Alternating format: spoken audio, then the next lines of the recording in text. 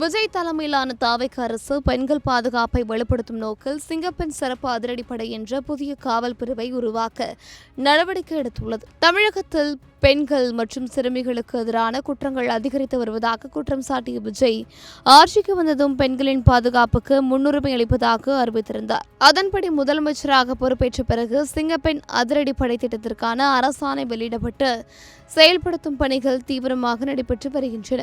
அரசாணையின்படி பெண்களுக்கு எதிரான குற்றங்களை தடுக்கவும் பாதுகாப்பான சூழ்நிலையை உருவாக்கவும் இந்த சிறப்பு படை செயல்படும். டிஜிபி அலுவலகத்தின் கீழ் ஒரு நீதிபதி, ஒரு எஸ்பி, 2 டிஎஸ்பிக்கள், 4 காவல் ஆய்வாளர்கள், 8 உதவி ஆய்வாளர்கள் மற்றும் பல அதிகாரிகள் நியமிக்கப்பட உள்ளனர். பேருந்து நிலையங்கள், ரயில் நிலையங்கள், கல்வி நிறுவனங்கள், ஐடி நிறுவனங்கள் உள்ளிட்ட மக்கள் அதிகம் கூடும் பகுதிகளில் கண்காணிப்பு அதிகரிக்கப்படும். முதற்கட்டமாக இந்த படையின் ஐஜியாக பவானீஸ்வரி நியமிக்கப்பட்டுள்ளார். மேலும் இந்த படைக்கான தனித்துவமான சீருடையும் வடிவமைக்கப்பட்டுள்ளது. கருப்பு நிற தொப்பி, நேவி ப்ளூ அரைக்கை சட்டை, வெள்ளி நட்சத்திரங்கள், கருப்பு வெப் பெல்ட் மற்றும் காக்கி நிற கால் சட்டை உள்ளிட்ட அம்சங்களுடன் சீருடை உருவாக்கப்பட்டிருக்கிறது. பெண்கள் பாதுகாப்பில் புதிய மாற்றத்தை ஏற்படுத்தும் முயற்சியாக இந்த திட்டம் பார்க்கப்படுகிறது.